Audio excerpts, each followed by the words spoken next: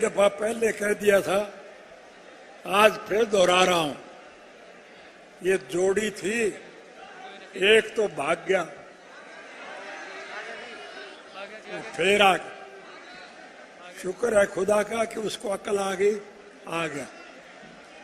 आपको देख करके और भी कुछ भूले भटके जो रास्ता भटक गए थे, वो पुनः आपकी पार्टी में शामिल होना चाहते हैं। आप उन्हें पुचकार लो। हमारा किसी से कोई द्वेष नहीं है, हमारा किसी से कोई विरोध नहीं है, हमारा कोई व्यक्तिगत स्वार्थ नहीं है, हमारा कोई राजनीतिक स्वार्थ नहीं है।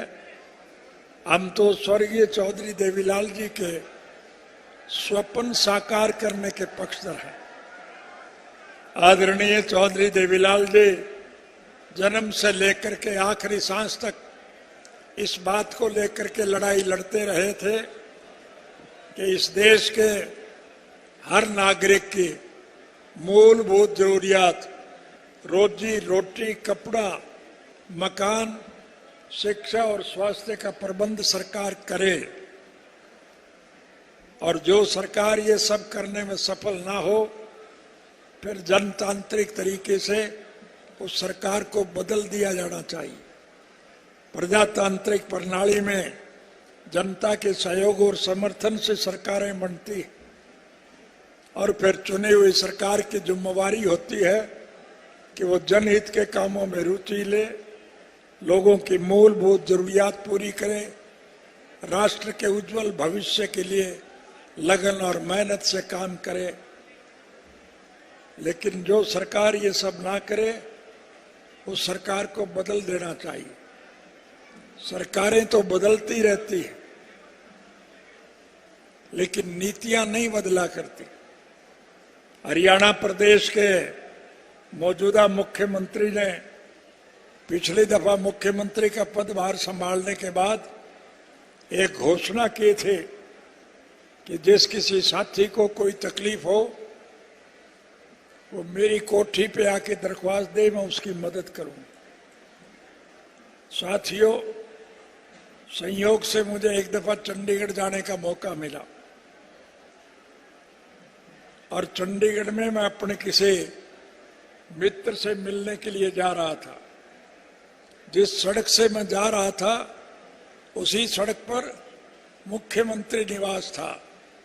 मैंने गौर से देखा, मुख्यमंत्री की कोठी सुननी पड़ी थी, वहां एक भी आदमी नहीं था।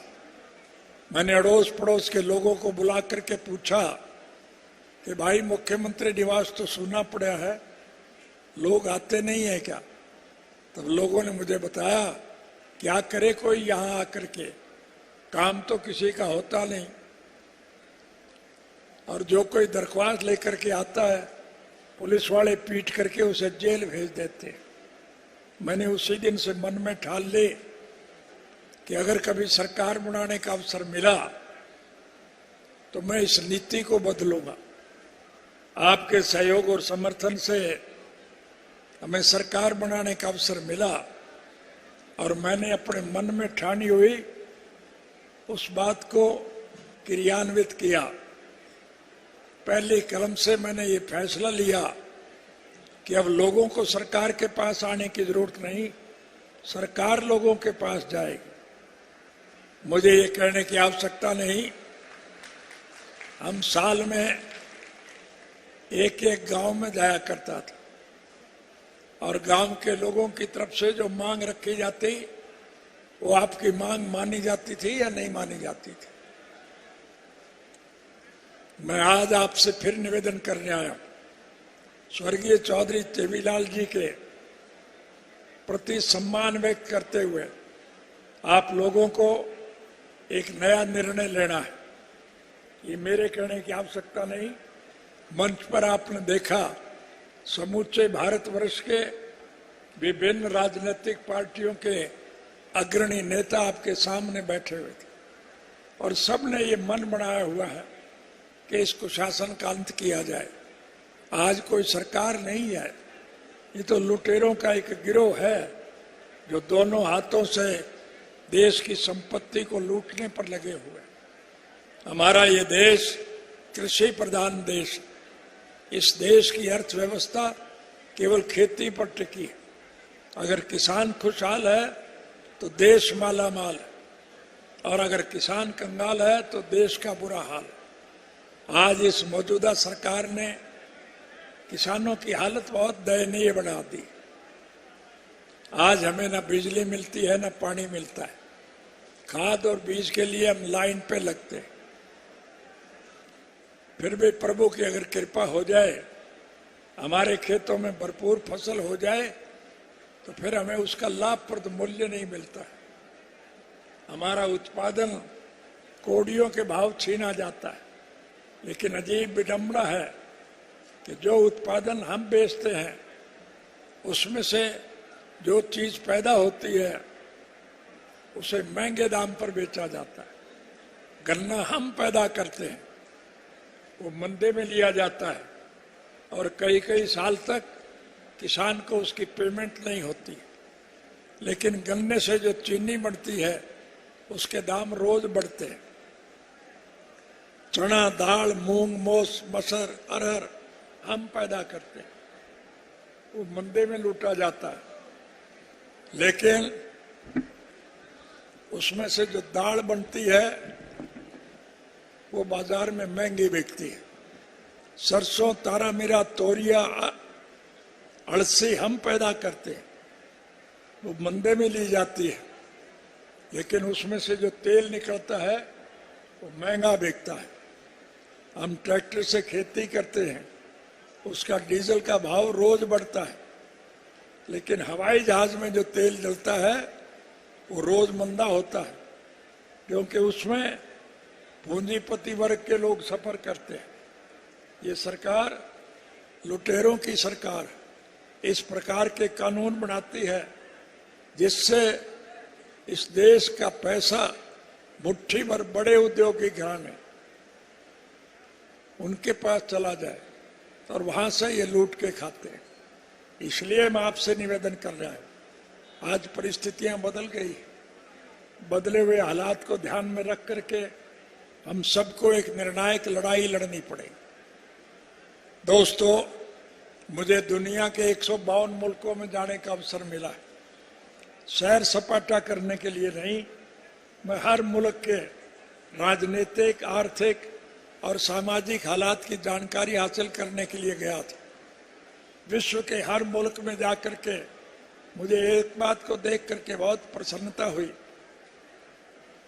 कि समूचे विश्व के स्तर पर भारतवर्ष एक अनूठा देश है, जहां सभी धर्म और मजहब के मानने वाले लोग, सभी जाति के लोग आपसी प्रेम, प्यार और भाईचारे से रहते हैं। हिंदू, मुसलमान, सिख, ईसाई, चमार, धाणक, वाल्मीकि, रेगर, खटीक, खाती, कुमार, लुहार, सुनार, मणिहार, नाई, तेली, धोबी, मोचे, ब्राह्मण, बनिया, व्यापारी, कर्मचारी, कारखानेदार और मजदूर, किसान और कमेरा, आज इस देश का हर नागरिक इस कुशासन से दुखी है, परेशान है।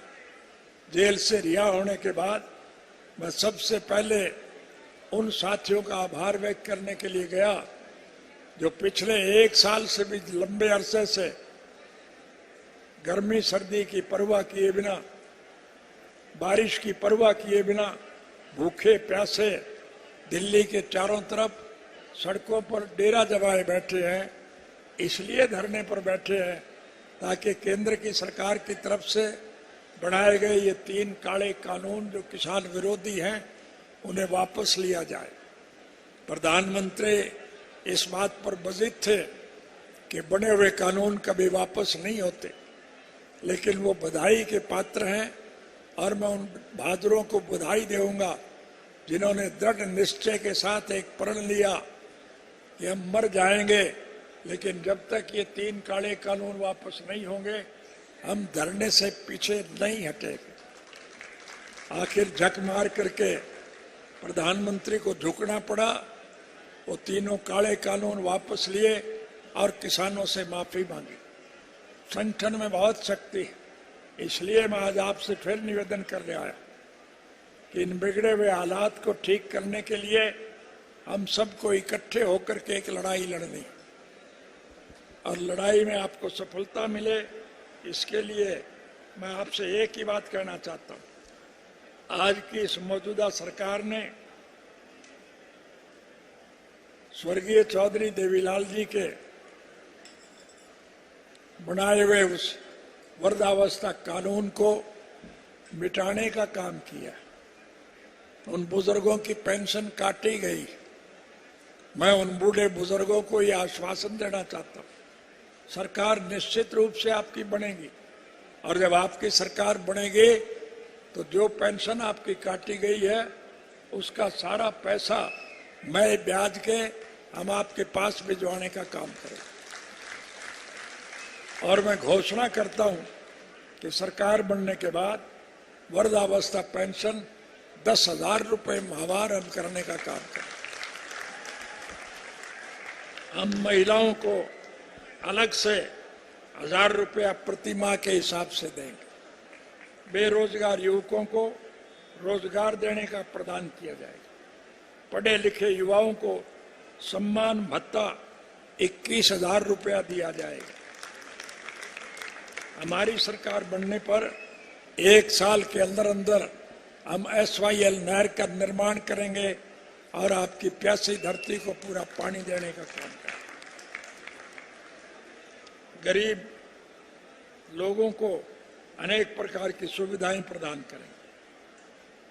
कृषि काले कानून के विरोध में जो साथी शहीद हुए हैं, उन किसानों की यादगार के तौर पर हम एक स्मारक जलियांवाला बाग की तर्ज पर वहां बनाएंगे, ताकि हर आदमी को ये गर्व महसूस हो और वो प्रेरणा ले सके।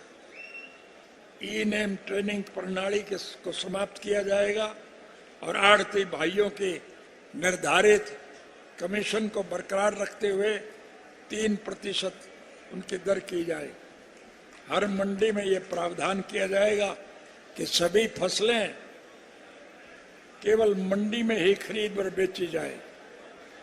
किसानों की उपज न्यूनतम समर्थन मूल्य पर खरीदी जाए, उसके लिए कानूनी गारंटी देने के लिए केंद्र सरकार को मजबूर किया जाए।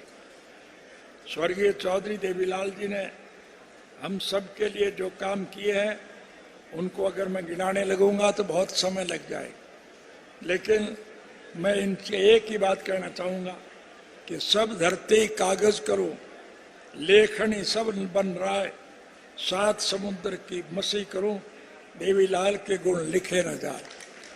कि सारे देश के कागज इकट्ठे किए जाए, सारे दरख्तों को काट करके कलम बनाई जाए, सारे समुद्र के पानी की शाही बनाई जाए, तो अभी देवीलाल के गुण लिखे नहीं जा सकते। उस व्यक्ति के जितने गुण थे, आज उनको इस सरकार ने मलियामेट करने का काम किया।